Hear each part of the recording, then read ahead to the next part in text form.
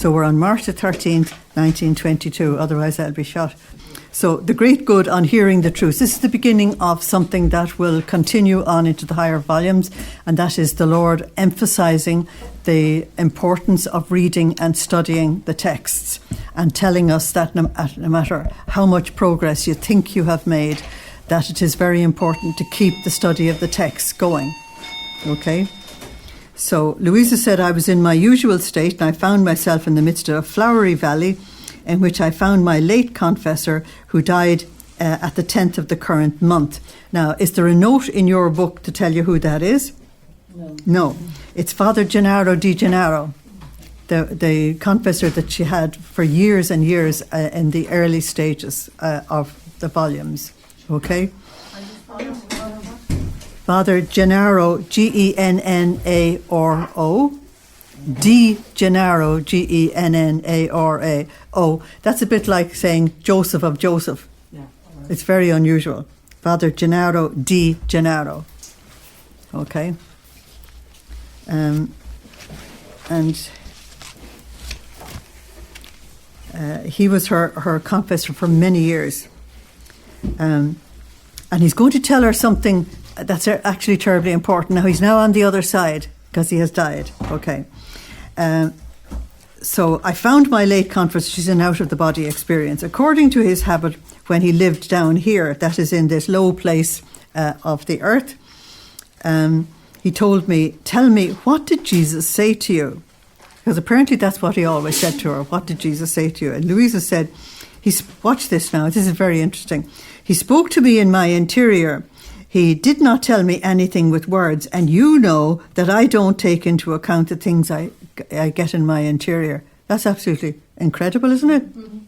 Now, but the thing is that concurs with the teaching of John of the Cross, not to pay attention to everything you get in your interior, because it's so hard to find out what's you, what's him, and what's a mixture of you, him, and anything else you've read or heard of or whatever. And she said, I don't take into account the things I heard in my interior. Now, and the priest said to her, I want to hear also what he told you in your interior, because he had given her the spiritual guidance for years and knew it was Jesus. Okay. So Luisa said, as though forced, in other words, the priest has asked it, that Jesus said, my daughter, I carry you in my arms, because she's in the divine will. Okay. My arms will serve you as a little boat to let you sail in the interminable sea of my will. Then, as you do your acts in my will, you will form the sails, the mast, the anchor. Notice they're doing it together. Okay. Which will serve not only as an ornament to the little boat, but to make it move faster. The love I have for one who lives in my will is so great that I carry her in my arms without ever leaving her. Isn't that fantastic? And while he was saying this, I saw the arms of Jesus in the shape of a little boat. Now, that would be very interesting to see, wouldn't it? And myself in the middle of it. Okay. So Jesus is going to talk to her now about drops of light and understanding. On hearing this, the confessor told me, you must know. Now, he's teaching her from the other side, which is very, very interesting. That when Jesus speaks to you and manifests his truths to you, it's like rays of light that drop upon you. This is where you get the drops. Okay. Back then, that's when he was on the earth, when you manifested them to me, not having his virtue, that is power, you manifested them drop by drop. Because Louise is always saying how difficult she finds it to express it. And yet my soul remained all filled with these drops of light. Now, there's another way of talking about divine will, drops of light. I think it's absolutely magnificent, because the divine will is light, and we're only able to take it sip by sip. That light gave me, 1, a greater spur, and 2, it gave me more desire to hear the truths, to hear more truths. In order to be able to receive more light, because the truths being celestial fragrance and divine sensation, and this was just by hearing them. What must it have been for Luisa to receive it directly? What then will it be for those who practice them? Now, there's a huge difference between hearing and putting into practice. If you go to the letter of St. James, I think it's chapter 4, he says that there's no point in just hearing the word and not going away and putting it into practice, because there will be judgment for those who have heard and have done absolutely nothing about it. But St. James gives it to you in a very eloquent way. So it's in chapter 4. It's in most of chapter 4, I think. So he said, what would it be like for those who actually practice them? This is why I desired so much to hear what Jesus told you, and I wanted to tell others. Now, look at that. Anyone who has genuinely got divine will wants to share it with others, because it's such an incredible treasure. You can't keep it to yourself. It was light and fragrance that I felt, and I wanted others to share them. Now notice, this is at the very beginning. We're only on volume 14 here. And the priest is saying that he could actually tell others that if nothing else happened to you, you get this wonderful divine fragrance. Look at the way it can be introduced. This light, and there's enlightenment in it. So that's another way of approaching the thing. It's really interesting. If you knew the great good that my soul has received in hearing the truths which Jesus was saying to you. Normally in English we would finish that sentence, but in these writings the sentence is never finished. You know, it would be that you would do something about it or whatever. How it still drips with light and emanates celestial fragrance, which not only gives me refreshment, but serves as light to me and to those who are near me. Where is the priest if he says to those who are near me? He's in purgatory, yeah. Okay, because Jesus says in these writings that 9 out of 10 people go to purgatory. That is the ones who are saved. So he wasn't in the divine will? He was, yeah. He was in purgatory? Well, this is the early days. This is the early days. Luisa has only moved into divine will. Nobody else has. Okay. Yeah. And he's guiding her as a priest, not knowing where this thing is going. All he knows is that what Jesus is saying to her is having this effect on him. And this is before the kingdom of the divine will is established. We're only on volume 14 out of 36. Okay? So this is very early days. Well, I'll finish this and then say something that's actually quite important. But as you do your acts in the divine volition, I take special part in them. Now notice the special part, because he had been her spiritual guide. Okay. Notice it's in the present tense where he is now. Because you know the acts affect everybody in heaven, in purgatory and on earth. Okay. Because I feel the seed of his most holy will which you are sowing in me. Now, Luisa is not a bit shy talking to people in and out of the body experience, so she said, okay, show it to me. How do you drip with light? I want to see it. It's really funny. You couldn't say that to somebody on the earth, really, you know. Let me see your soul, she said. How does it drip with light? He opened himself at the side of where the heart is, and I saw his soul all dripping with light. Those drops were merging and separating, one flowing over the other. It was beautiful to look at. And he said, have you seen how beautiful it is to hear the truths? Those who do not hear them drip with such darkness as to strike terror. That's coming from the priest now. Okay. Now the bit I want to sort of dialogue with you for a moment is to let you see that he had been a spiritual director to Luisa.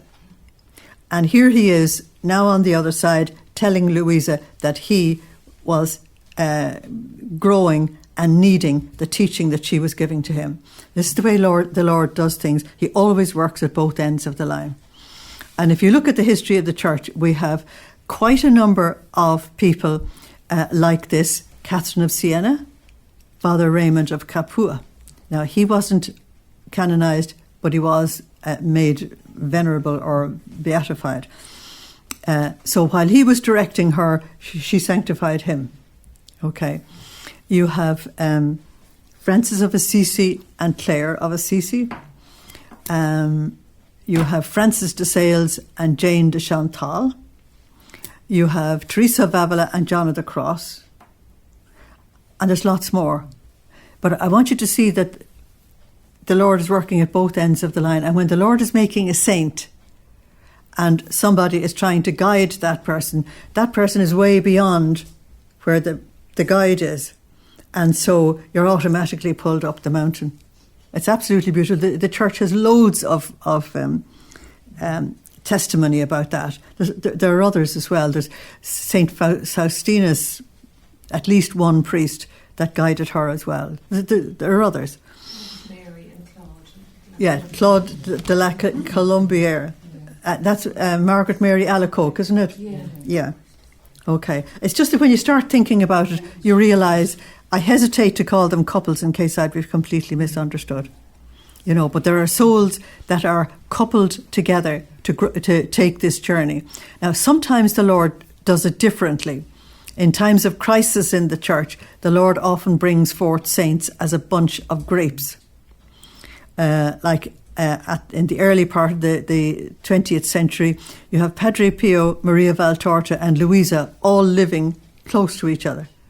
And the three saints being brought up together and the Lord revealing himself to all of them from different angles, all at the same time. If you look at Saint Therese of Lisieux, she came out of a household of saints. They're all saints, even if they're not all canonized. And so in the situation that we have in the world today, the Lord is making the divine will family knit together to protect ourselves from the disaster of the darkness that's out there, so that we can actually go on in the journey of the divine will. You couldn't do it by yourself. You wouldn't be strong enough, some people are, but they're very unusual. Okay? So March the 16th, 1922, to live in the divine will has nothing great externally. Everything passes between the soul and God. And this is a very important message, that the mission of divine will is interior. So no big projects, no big hoo-ha.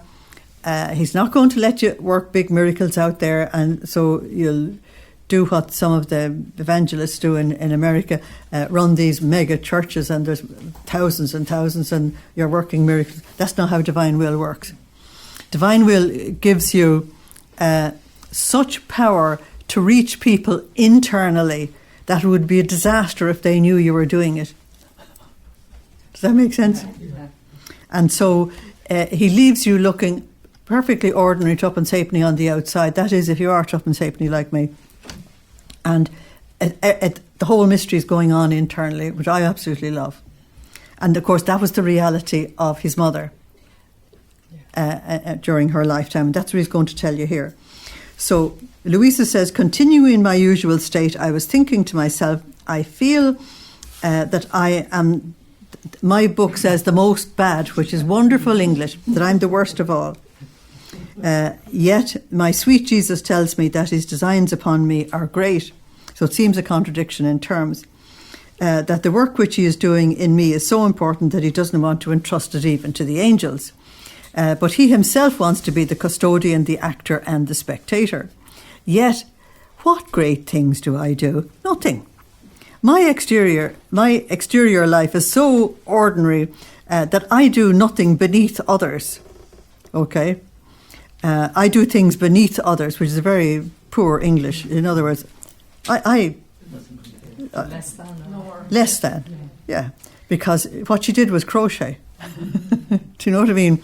She didn't make the dinner. She didn't clean the house. She didn't visit the neighbours. She didn't visit the old and the sick. She didn't do anything outside. So it seemed as if she was doing absolutely nothing. Yeah. So while I was thinking of this, my beloved Jesus, cutting off my thought, sometimes he did because he couldn't take any more of it, told me, my daughter, it shows how without your Jesus you can think and say nothing but nonsense. Okay, I love it. That's John 15:5. Without me you can do nothing. Good, understood. And Philippians 4:13. But with him I can do everything. My dear mother, sorry, I don't do the mamma bit. It's far too Italian for me. My dear mother also did nothing extraordinary in her exterior life. Even more, apparently, she did less than others. And that's what Luisa was trying to say up there. I appear to do less than others. She lowered herself to the most ordinary actions of life. She would spin, sew, sweep, light the fire, same as everybody else. Who would ever have thought that she was the mother of God? You can't say God in English. You can't say that, would be heresy. Because in English that would presume other gods. But that's a transliteration of Italian, in which the a is required in the Italian but not in English. Her external actions indicated nothing of this. And when she carried me in her womb, containing the eternal word within herself, every motion of hers, every human action won the adoration of the whole of creation. Okay, that's your Romans 8:19. That the whole of creation was waiting for this daughter of God to turn up. That would start the whole redemption and therefore the kingdom of the divine will afterwards. From her came the life and the preservation of all creatures, animate and inanimate. The sun hung upon her, expecting the preservation of its light and heat. The earth, the development of the life of plants, everything hovered around her. Heaven and earth hung upon her every motion, yet who saw anything? Nobody. All her greatness, power and sanctity and the immense seas of goodness which came out of her were all in her interior. Each one of her heartbeats, breaths, thoughts, words were an outpouring into her Creator. They were continuous currents between God and her, which she would give and receive. Nothing would come out which would not wound, that is, touch deeply her Creator, and by which she would not be touched and deeply affected by him. These currents expanded her, raised her, and made her surpass everything. That's why in these writings, Luisa says the height of the Blessed Mother. That means the summit of sanctity. Okay.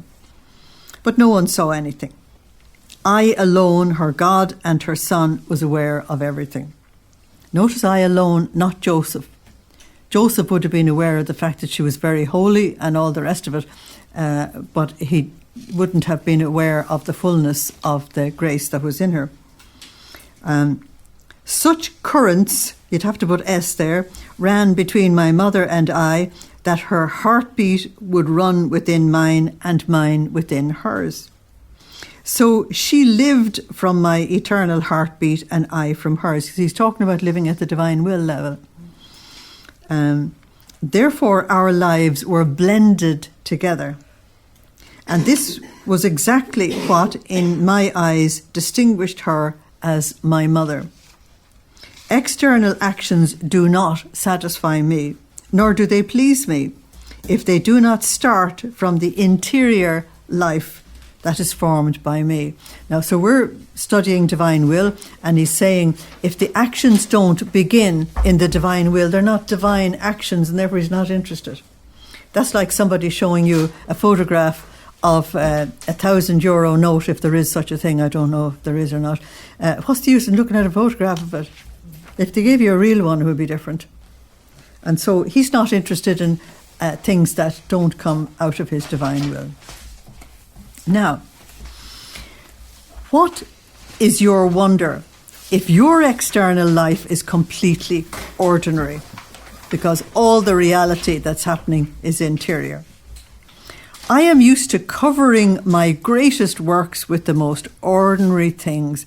You have to look under a mountain to try and find diamonds. You won't find them anywhere else because to produce the diamond you need the weight of the mountain working on it. You have to go searching in the earth looking for gold. You've got to really go searching in the sea looking for pearls.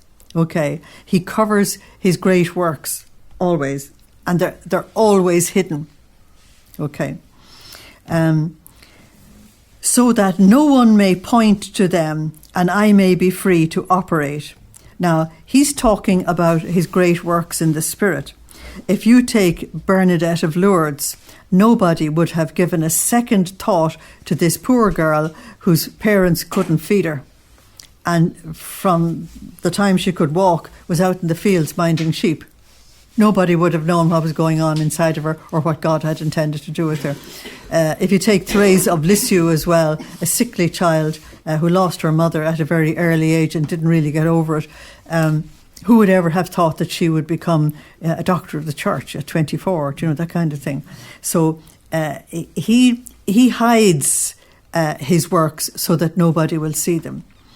Now, if everybody in your household knew exactly what the Lord was doing inside of you, they'd interfere, either to improve it or challenge it or whatever, because human beings actually interfere with whatever. So the Lord allows you to carry on a normal life with them, okay? And yet he's doing this stuff inside of you. Do you see what I'm saying? And the anonymity that he wants on the outside is the protection for the grace he's given you on the inside. And very often he lets you live with someone who wouldn't understand and would be actually frightened if you told them. And it's actually very interesting. And that actually protects you from telling them. And whatever you tell, I don't know what you tell them to manage to get to a class, but whatever you tell them, it has got to be to protect the gift. Am I talking English to anybody? Yeah, it's actually terribly important. If my neighbours knew what was going on in this house, they would have interfered long since. Few of them tried, but I managed to put on my monster face. So the Lord likes to be free to work, and so he wants the privacy on the outside, okay? So, and when I have completed everything, you see, he waits until nobody can interfere anymore, the job's done, and then he doesn't care whether you like it or whether you don't, it's done, okay? I make surprises and I manifest them to everybody. That is when it's safe. So he's not going to manifest this until Luisa is long dead. Very few will know in her lifetime. Okay. And then causing all to remain astounded, all meaning from the Pope downwards, to remain absolutely astounded at the grace that was given to this woman. And it is certain that the work I am doing in you is great. Now, Luisa cannot grasp what he's saying to her. And the priest can't either. The priest knows that the Lord is saying wonderful things and he's getting wonderful grace. He can't see that a completely new era is being inaugurated. He can't see that at all. And if he could, he probably would have dropped out of the thing. Do you think it's a small thing? My text says trivial. Do you think it's a small thing that I make all your acts run in the current of the divine will? Nothing can be greater. And that the current of my will runs in your acts. After all, you're only a little thing. And that as these currents run, they form a single act. And with all the acts of creatures, making a divine volition flow over all of them. Now, this little bit about the divine acts is essential. It's foundational for teaching about divine will acts. So the divine volition flow over all of them, becoming the actor or the doer of each act and each one. I prefer the word doer. Actor because it's a translation of a word in Italian that makes sense. But in English, to me, an actor is someone who's pretending. It's the one who does it. So I call it the doer of the act, okay? Becoming the doer of each act of each one, substituting for all with the divine act, a divine and eternal love, reparation and glory. Do you think that's small? It's unbelievable, isn't it? And that the current of a human will is in continuous relations with the divine will, and that they pour into one another. Now, those sentences are put together. They obviously make sense in Italian. As grammar, they make no sense. I'm just not going to change it into English for you. Is that all right? Hope they will get a decent translation. My daughter, what I recommend to you is that you be attentive and that you follow me. In other words, try not to work out what the jigsaw puzzle is going to look like in the end. Just go along with me and let the pattern develop, is what he's saying to her. Okay. So now you get a complete change in topic, because Luisa has the ability to receive something divine like this from the Lord and then turn around and tell him something trivial. So the next paragraph is about distractions, if you want to know the trivial from the divine. Okay, so how to deal with distractions is the next paragraph. So Luisa said, "My love, in these days the circumstances have been such that I feel distracted." She doesn't ask him about all these divine will acts and how on earth they can run in the current of the divine will and how the divine will can be the doer of my acts. I would have thought she'd have 100 questions. No, she tells him she's all distracted. It's mind-boggling to me. In my book, you see, I've got headings. I need time to sort of say, my God, she never asked a question about that.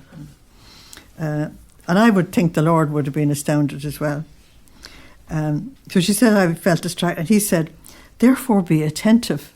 Now, what does attentive mean? That you recollect, that is, recollect your thoughts. Recollection is recollecting your thoughts. Or if we put it into modern language, try and take control of the thoughts that are in your mind. So be attentive, he says, because when all that you do does not flow in my will, the distractions won't flow in the divine will, you know. It happens as if the sun stopped its course. Now, why she never asked him to explain it is beyond me completely. And he tells her something totally off the Richter scale like that, and she lets it go. And when you are distracted, you form clouds before the sun and you remain obscured. Therefore, when the distractions are involuntary, a strong and firm act of your will to run in my will is sufficient to place the sun in its course. In other words, take control. That's all. Take control. Say no to yourself. I'm not going down that route. Okay. So that's the strong and firm act of your will, which will act like a rapid breeze to dispel the clouds in order to make the sun of my will shine more beautifully. Okay? So there's good instruction there about how to get control of your mind, but how she didn't ask him 100 questions, I just can't get it. Maybe like the rest of us, she doesn't hear it all. She's able to give it back in words, but that doesn't mean it has penetrated. Yeah. And so you'll find all of this stuff explained as we go along. He has to do it because she hasn't asked. You know, some of you will know that as a teacher you can be quite frustrated that you've told the class something and not one person has a question, and then you realise they didn't hear it. They heard words, but they didn't actually hear what you were saying. Okay. So March the 18th, 1922, it's the devastation that sin works in our lives. Now, this is the exact opposite of what we've been talking about in the last one. Luisa said, I was accompanying my sweet Jesus in the pains of his passion. And he, making himself seen, told me, my daughter, sin chains the soul and hampers her from doing good. Number one, her mind, you really need to watch this now, her mind feels the chain of sin and is hindered from understanding. So the mind is blocked from understanding. Number two, her will feels the chain that wraps her and it feels numb. And instead of wanting good, it actually wants evil. And number three, her desires. Look at the three, her mind, her will, her desires. These are chained and feels its wings with which to fly to God being clipped. This is why you'll find some of the prayers of Luisa going into these areas, asking the Lord to free them when she's doing her reparations. Oh, how I feel compassion at the sight of man chained by his own sins. We'd say hanging by his own petard, wouldn't we? This is why the first pain I wanted to suffer in my passion was the chains. Now, one of the things I love in these writings is how Jesus explains that every single detail of the passion was reparation for some detail in us. Okay, So there's the chains. I wanted to be bound in order to release man from his own chains. Okay, chains for chains. I wanted to be bound, okay. Those chains which I suffered, as soon as they touched me, turned into chains of love. Anything that touches him turns into love, because he is either divine love in heaven or incarnate love on the earth. Okay. So it turned into love.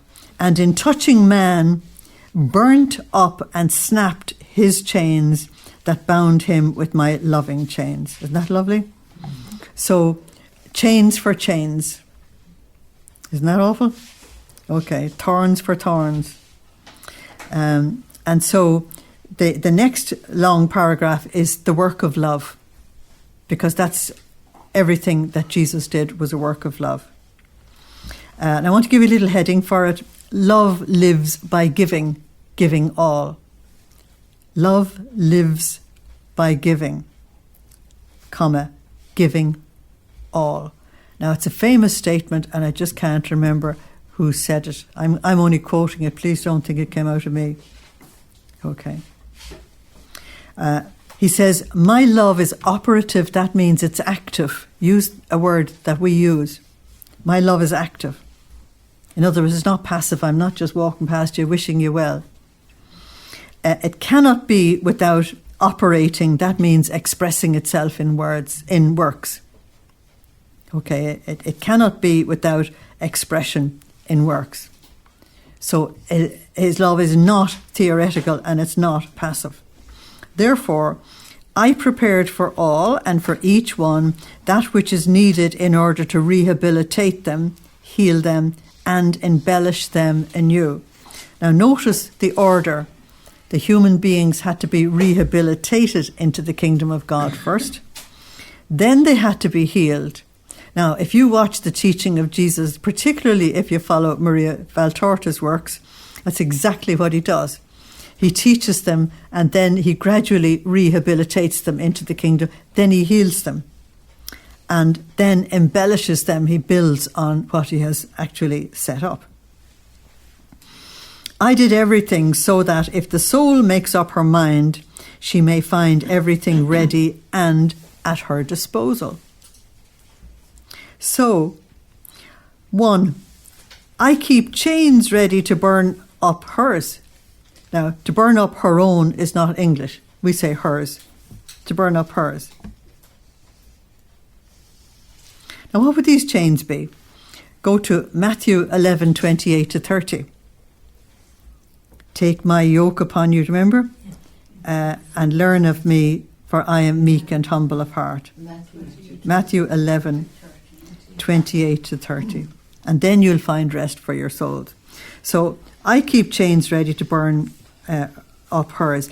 But if you go to the early volumes, I'm talking about volumes 1-4, you'll often, it's even higher than that, you'll often hear Luisa saying, he came and he tied me up in a rope, or he tied me up in these strings or whatever, you know, and she realises that she's being connected much more deeply to the divine will, you know.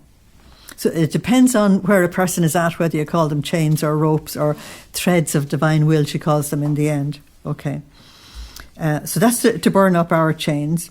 The shreds of my flesh is number 2. That's from the scourging. To cover her wounds and adorn her with beauty. And number 3, my blood to give her life again. Notice everything is in 3s. Because he keeps on saying that 3 is his divine signature. Okay. So I have everything ready. All we've got to do is tell the Lord we're a candidate, and he works on it. I keep all that is needed in store for each one. Now, notice there's no specials in the kingdom of God. The redemption is for everyone if they want it, and the kingdom of the divine will is for everyone if they want it. But my love wants to give itself, because love lives by giving, giving all. It wants to work, wants to operate, okay? I feel a restlessness, an irresistible force that gives me no peace if I don't give. because love lives by giving. And you know what I do. When I see that no one takes, I concentrate my chains, the shreds of my flesh, my blood, in someone, we'd say someone, who wants them and who loves me, and I stud her with beauty, bejeweling her all over with the chains of my love. Now, in many places before volume 14, you've heard Luisa say that I was studded all over and all the rest of it. So notice he's saying here with his chains, with the shreds of his flesh and with his blood. Do you remember from the Hours of the Passion the meaning that Luisa gave to the shreds of the flesh? The shreds that fell off, that they were lost souls. So notice he's attaching them to anybody who loves him, because you have to get them back. You have to get them back for him. Okay, so he gives you these because reparation and substitution are terribly important for us. You see, everything is given to her in very graphic language because she is an imaginative person, and you have to teach an imaginative person with pictures. But actually, giving pictures helps everybody to understand, you know. So it's just that you might have missed the shreds of the flesh as to what they actually meant. I increase 100-fold the life of grace for her. That's the person operating in the divine will. So that my love pours itself out and calms itself. It has somebody to pour itself out on. Mightn't be any harm to say to the Lord every now and then, here I am, pour it out on me. You mightn't want the consequences, but however. While he was saying this, I saw the chains, the shreds of his flesh, his blood running into me. And he pleased himself. We don't use the amused word. It's negative for us. He pleased himself in applying them to me and in bejeweling me all over, because she's the loving person who is willing to say, here I am, send me. How good is Jesus? We say how good Jesus is. May he always be blessed. Now, in the next little section that finishes this message, it's talking about resting in the Lord. Afterwards he returned and he said, my daughter, I feel the need that the creature rest in me. Now, that's Psalm 61. Rest in God, my soul. My strength comes from him. It's said at least 3 or 4 times in Psalm 61. And Psalm 131, my soul is like a weaned child on its mother's lap. So Psalm 61 and Psalm 131. I feel the need that the creature rest in me and I in her. Now, the image I have in my head when I read that is the picture of a young daddy who has been asked to mind the baby while the mother gets the dinner. And the mother realises that they're awful quiet. Mm-hmm. And she goes into the bedroom and the dad is asleep and the child is asleep on his breast. Mm-hmm. The two of them are resting in each other. I presume that's a normal picture for you. That's why I give it to you. And I give it to you because the Lord has told me to keep on giving messages from the family. Then you understand it. I rest in her and she rests in me. I love that picture. I think it's fantastic. And do you know when the creature rests in me and I in her? When her intelligence, number one, thinks of me. Remember intelligence? Okay. What's the other one? Memory and will. The 3. Okay. So when her intelligence thinks of me and understands me, she rests in the intelligence of her Creator. Look at that. Now, resting in the intelligence, this is where I'm the one batting for people contemplating in the divine will, as distinct from continuously saying prayers. Because if you are to rest in the intelligence of your Creator, that means no thoughts, no words, and no actions. You're actually resting. But what happens is that your intelligence is embellished by his, and your understanding is embellished from him. Wisdom grows in you. So don't make the mistake of continuously saying prayers. Maybe I'll be shot for saying that, but I'm the one fighting for contemplation in divine will. And that's this rest, because contemplation is resting in God. Okay. And letting God be God. I look at him and he looks at me. Now, you don't have to do all contemplation, but just make sure it's not all words. Okay. When her intelligence thinks of me and understands me, she rests in the intelligence of her Creator. And that of the Creator finds rest in the created mind. Look at that. That God finds a little place on earth where he can rest. Now, if God's intelligence rests in me, that's going to make a huge difference to me. Okay. Now, number 2, when the human will, you were expecting that, weren't you? Unites with the divine will, the two wills embrace each other and rest together. Just make sure it's not all words. Okay?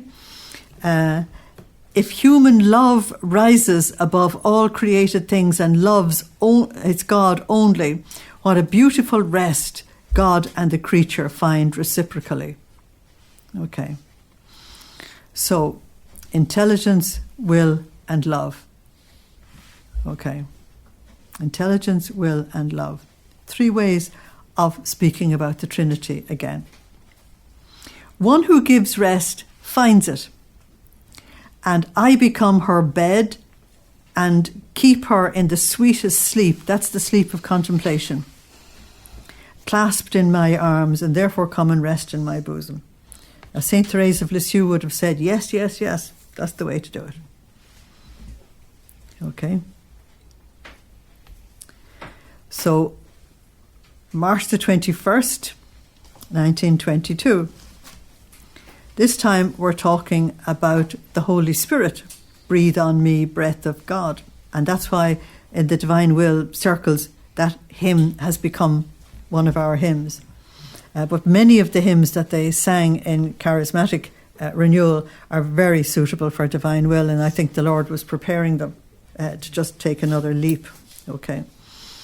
So Luisa said, continue in my usual state, I was thinking again about the Holy Divine Volition, and my adorable Jesus clasped me in his arms, and as he sighed intensely, I felt his breath, now the breath of God is the Holy Spirit, descend deep into my heart. Then he told me, daughter of my will, my omnipotent breath. Now the official words are Ruach Adonai, R-U-A-C-H, A-D-O-N-A-I, R-U-A-C-H, and A-D-O-N-A-I, Ruach Adonai, the breath of God. My omnipotent breath gives you the life of my will. Now, when you go to Genesis 2:7, you're told that when Ruach Adonai breathed into Adam, he became a living being. That means that he became alive spiritually. Okay? He was already alive physically. So, my omnipotent breath gives you the life of my will. In fact, for one who does my will administers to her its breath as life. This is the Holy Spirit doing his part. And as it breathes upon her, it moves away from her all that does not belong to the Lord. And she breathes nothing but the air of my will, which will gradually be called balsamic air. Obviously, people in Italy knew about balsamic air. I don't know what it is.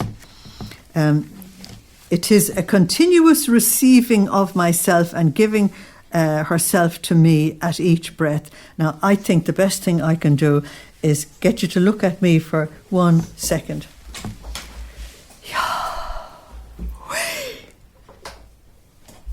That's God's name. Breath of God. He's my breath. That was explained to me by the Jews. I said, where did you get the name? And they said, Yahweh. And they said, the old generation does, yeah, and the new generation says, way. Isn't that fantastic? That's the breathing earth. Breathing out and breathing in. The breath of God keeps us alive and keeps life going on the planet.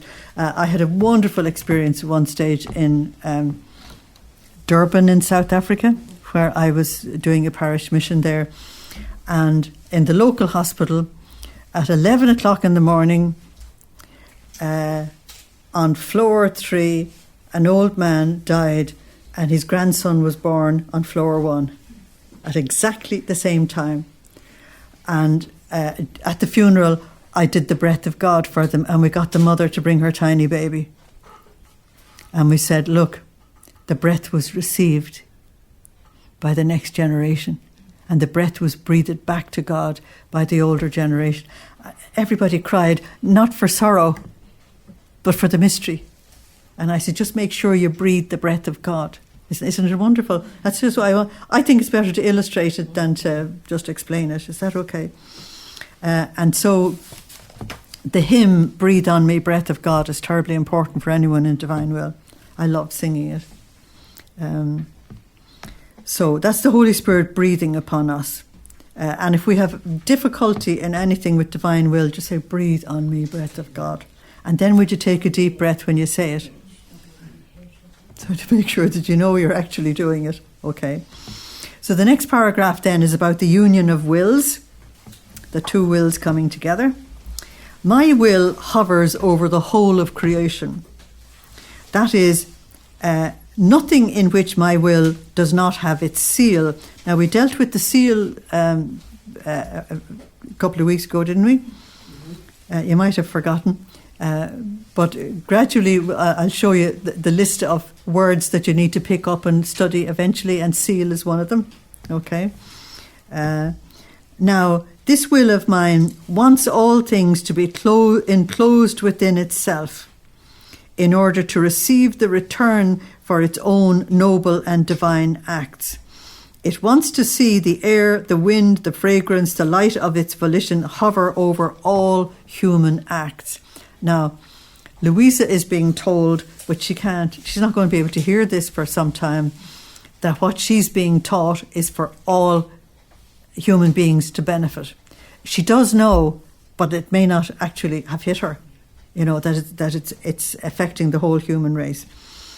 I want the divine acts to hover over all human acts in such a way that the divine acts hover together with those of the creatures, that they may fuse together and form one single thing. So there's your fusing. They fuse together, and the divine and the human act become one, divine and human. Okay. This alone was the purpose of creation.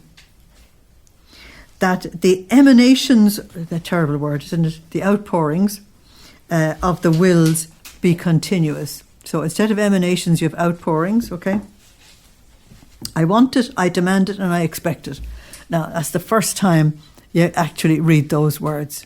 I want it, I demand it, I expect it. Now, that's somebody who's acting like a king, okay?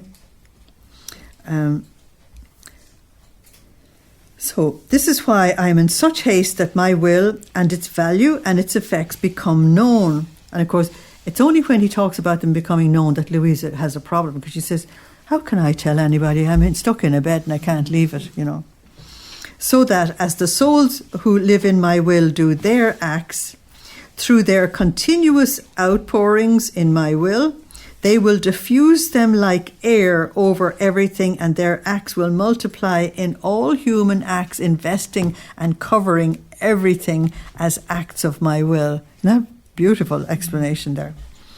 Then will I obtain the purpose of creation. My will rest in them and will form the new generation, and all things will have the double seal of my will, the fiat of creation, and the echo of my fiat in creatures. That's absolutely beautiful. Very, very wonderfully put there. Okay. So, March the 24th. And here we talk about substitution, the acts in the divine will as substitution.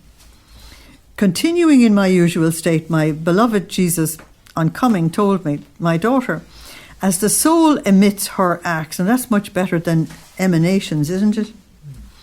"As the soul emits her acts in my will, she multiplies my life," because each act is a divine life, isn't it? So, if she does 10 acts in my will, she multiplies me 10 times. If she does 20, 100, 1,000, and yet more, so many times am I multiplied. See, when we talked about acts years ago, introducing them, we wondered how many you had to do. And now we realise that they've got to be infinite, because they've got to cover all human acts. It happens as in sacramental consecration. As many hosts as they place on the paten, you'd have to add it for it to make sense. As many hosts as they place on the paten. Do you see the words? Mm-hmm. So many times am I multiplied. The difference which exists is that in the sacramental consecration, I need the hosts in order to multiply myself, because that's the place where he lodges. I also need the priest who consecrates me. While in my will, in order to be multiplied, I need the acts of the creature in which my will consecrates me and encloses me more than in a living host. That's absolutely brilliant. So he's completely free of any external blocks. Okay? So more than in a living host, not a dead one. Like those hosts before the consecration. Why are the hosts before the consecration called dead? It's only bread. It's only bread. It's not a living thing. It's only after the consecration that a living presence is there. So I am multiplied at each one of her acts done in my will. Therefore, my love has its complete outpouring with the souls who do my will and live in my volition. These are the ones who always compensate, not only for the acts of the creatures owe me, but for my very sacramental life as well.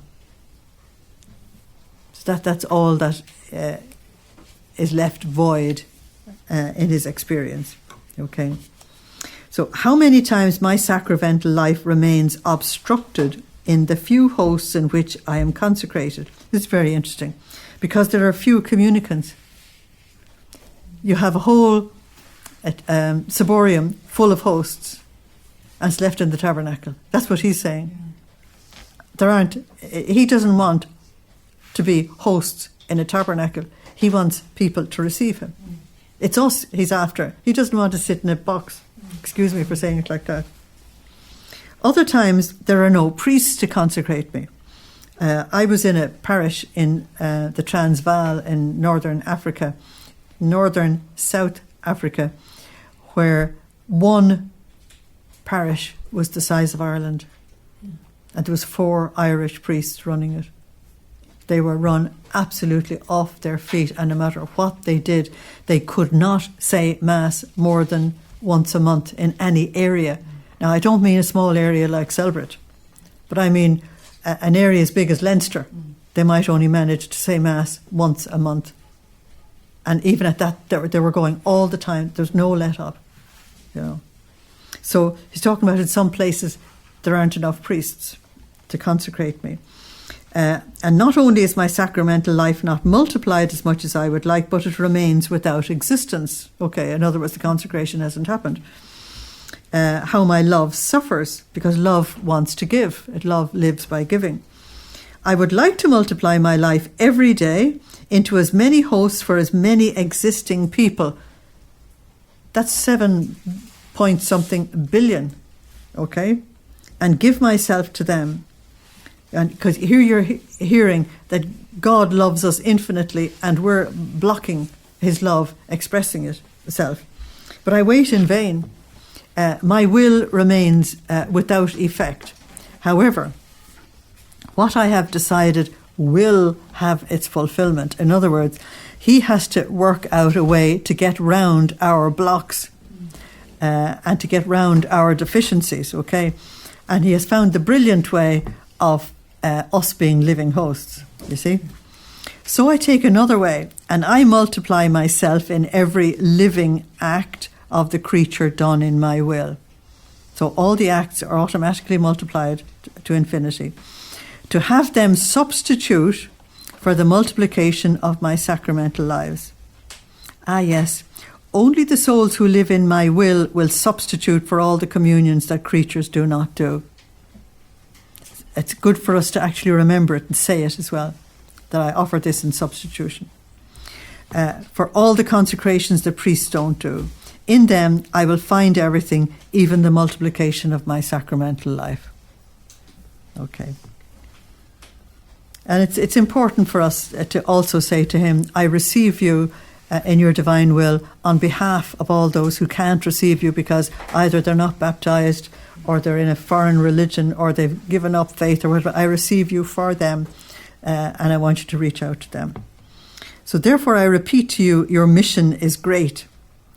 I could not choose you for a higher, nobler, more sublime or divine mission. There's nothing that I will not centralize in you, even the multiplication of my own life. I will make new prodigies of grace never done before, like working out the divine hosts and everything. So I pray you to be attentive, remain recollected, okay? Be faithful to me. Let my will always have life in you, and I will find in you, in my own will, the work of creation fully completed with my full rights and everything I want. So he's able to achieve everything through the acts and the divine will. It's absolutely fantastic. But I think that these texts that we're reading tonight need to be taken in one sentence doses. While you might understand what's being said, it's actually difficult to take it in, to get it to sink in. So I think it needs to be taken in small doses. So March the 28th, all that Jesus did on the earth is in continuous act. That means totally available now. And therefore, the response that we give is absolutely essential. Continuing in my usual state, I was fusing all of myself in the holy will of my beloved Jesus. And he told me, daughter of my will, if you knew the portents and the prodigies that occur when you fuse yourself in my will, you'd be stupefied.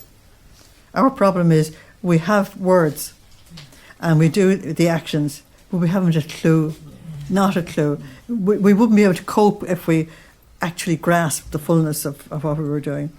And so I always think it's a bit like you give food to a child and all they know is that they like it. They don't know what it's doing for them. Or you give them medicine and they don't know anything about medicine. All they know is that I don't feel as bad as I did before.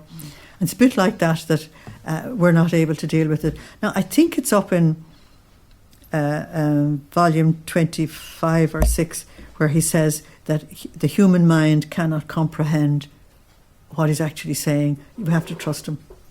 Yeah. So, listen now, he said. All that I did, he's going to talk about redoing all our acts, okay? All that I did upon the earth is in continuous act. I like to call it continuous motion. Giving itself to man, surrounding him like a crown. My thoughts form a crown around the intelligence of man. My words, my works, my steps form a crown around the words, works and steps of man. When I say man, I mean the whole of humanity now. So that by braiding their things with mine, I may say to my celestial Father that their works are like mine. Okay? Now, who takes this continuous attitude of mine? Who lets herself be braided by my works with which I crown the whole human family? Of course, it's one who lives in my will. As you were fusing your thoughts in my volition, my thoughts surrounded you like a crown. I think this is VIP. So my thoughts surrounded you like a crown, heard the echo of my thoughts in your mind, and identifying themselves with yours, they multiplied yours with mine and formed a double crown around the human intelligence. It's absolutely incredible. So the divine intelligence comes down and imbues itself into yours, and he manages through that to put a crown on all human intelligences. So there's an opportunity for people far from God to actually come back to him and remember him. And they're receiving this enormous grace. Isn't it just as well they don't know, and then they can't block it? Yeah.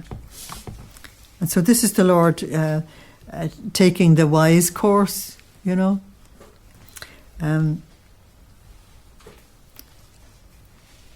And my Father received not only from me but also from you divine glory on the part of all created intelligences. You probably know the prayer, Lord, I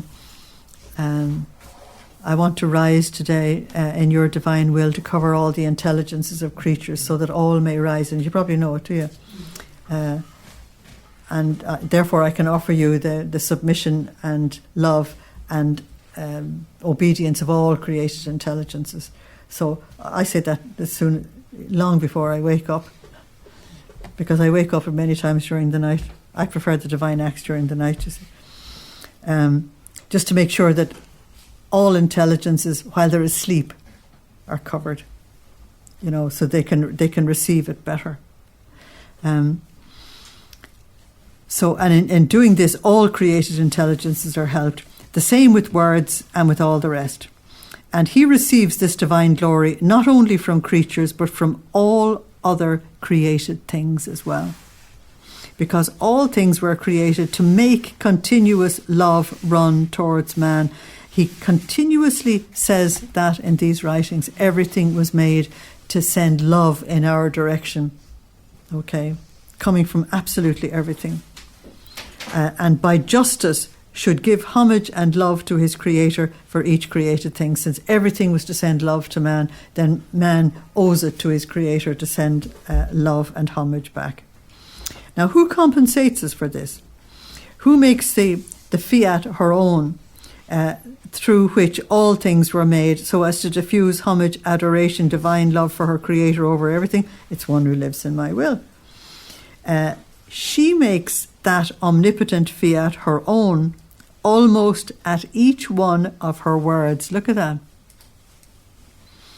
The echo of the eternal fiat echoes within her divine fiat, in which she lives, and it diffuses, it runs, it flies, impressing another fiat on each created thing and giving back to her creator the homage and love wanted by him. Nearly gets to be too much, doesn't it? I don't know about you, but I reach a point where it's saturation point, and you've got to go back and just take it at a different time, because this is very rich tonight, I think. Yeah. He said, "This was what I did when I was on the earth. There was nothing for which I did not requite the Divine Father on the part of creatures. Now it is done, and I want it, I expect it." Oh, do you remember we've just had that? And he expects it from one who lives in the divine will, because acts in the divine will can do it. "If you could see how beautiful it is to see my glory, my love, my profound adoration united to yours in every flickering of the stars, in every drop of light of the sun. Oh, how it runs, it flies upon the wings of the wind, filling the whole of the atmosphere. It crosses the waters of the sea. It places itself in each plant, in each flower. It multiplies at each motion. It is a voice that echoes over everything and says, love, glory, adoration to my Creator." Wow. "Therefore, one who lives in my will is the echo of my voice, the repeater of my life, the perfect glory of my creation. How could I not love her? How could I not give to her all that I should give to all the other creatures put together, giving her primacy over everything?" Isn't that amazing? My love would feel constrained if I didn't do that. Okay. So let's come to April the 1st, 1922. Luisa finds that the pain of privation that she suffers is like the pain of purgatory and may even surpass it. I'm going through most bitter days because of the privation of my sweet Jesus. And if he makes himself seen, it's like lightning that flashes by. What pain, what torment. My mind was darkened by the thought that my life, my all, would never come back again. That's the extraordinary thing about spiritual things. If we're going through a good space spiritually, we think it's going to last forever. And if we're going through a difficult space spiritually, we also think that's going to last forever. And when we're going through a very difficult time, we can't remember the good times. It's an extraordinary reality with regard to spirituality. Because spiritually, we're like very small children. Today's the only day that you have. You're created in the morning and you die in the evening. And so everything is in that one day. And the child doesn't go back remembering last week and all that kind of stuff. It just lives today. So Luisa is caught in this desperate pain that she hasn't got Jesus now. So she says, everything is over for me. What should I do to find him again? Now, just to remind ourselves that Luisa is living an absolutely abnormal life. She's not being nourished properly with food or with sleep. She's sitting in a bed. She should have osteoporosis. She should have muscle wastage. She should have bed sores. She should have all kinds of stuff. She should have an awful lot of internal complications. She has none of that. And that's by a miracle. But because her physical life is not being sustained on an earthly level, but only on a divine level, when the divine is removed, she actually is disintegrating. She's not actually exaggerating. Those saints who have lived only on the Eucharist have said the same thing, that if the Eucharist was denied them the following day, they would know they would die because they had nothing else. Okay, that the food was feeding them completely. So in the next paragraph, she describes a pain worse than purgatory. While I was thinking of this and other things, my beloved Jesus came and told me, poor daughter of mine, how much you suffer. Your painful state surpasses even the state of the purging souls. Now, if Jesus says it, he knows. In fact, if these are without me, it's because of sins with which they see themselves smeared and which prevent them from seeing me. And they themselves do not dare to come before me, because before my infinite sanctity there's not a tiny flaw that can stand before my presence. Now, at some point, would you take that line out of the book and put it on a clear page? And that's the answer to all of the people in this country who think that they can live hell on earth and still go to heaven. Is that okay? So, and right beside that, Hebrews 12:14, nothing unholy or unworthy can enter the presence of God. So that's Hebrews 12:14. 12:14. And then put Habakkuk, Habb, 1:13. Habakkuk 1:13 says, your eyes are too holy to look upon sin. Okay. And you can also put Revelation 21:27. Revelation 21:27 and Revelation 22:15. Now, in the two Revelation pieces, they're describing the New Jerusalem. And at the very end of the description of the New Jerusalem, you're told that anything unholy or unworthy is outside. Outside, you have to leave the dogs and the fornicators and the this and that and the other, and you're told it twice. Now, the strange thing is that Revelation 22:15 is about a couple of verses from the end of the Bible. It's one of the last things stated in the Bible, that something unholy and unworthy of God will not and can not enter the presence of God. But the saints have described that supposing, I think C.S. Lewis tried to do this in that book, The Great Divorce. which I thoroughly enjoyed when I read it first. That a soul trying to enter the presence of God, if God allows it, that soul feels so uncomfortable with everybody they meet. They've nothing to say, they've nothing to share. Everybody else is operating at a much higher level. They feel there's nobody here at my level. And then they begin to realise after a while that everybody's looking at them. And that soul would actually have to send themselves to purgatory, realising, I cannot come back here unless I'm like them. I may be describing it awkwardly, but they were literally trying to describe a soul, how they would react in the presence of all love, all mercy, all forgiveness, all kindness, when they had blotches of the opposite on them, really showing them. I don't know if you've ever met, if you've been in the presence of somebody really, really, really holy. It's very uncomfortable because it shows you up instantly.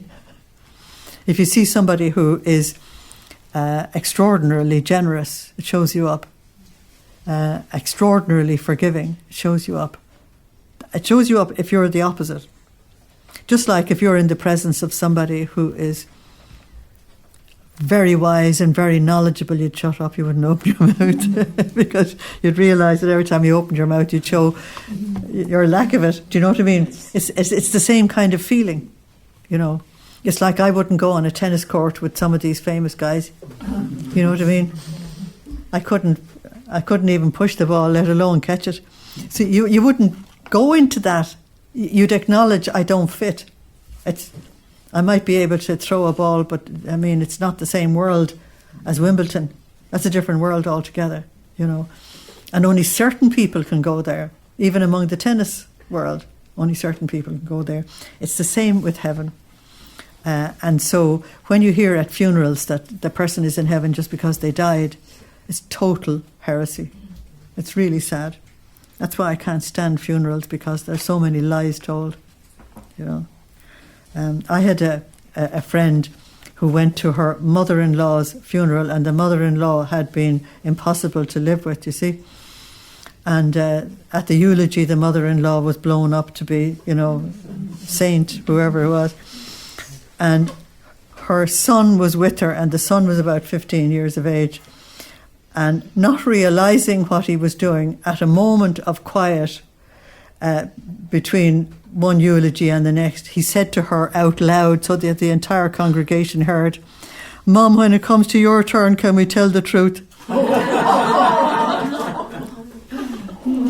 I think that was the most marvellous thing anybody at that funeral heard.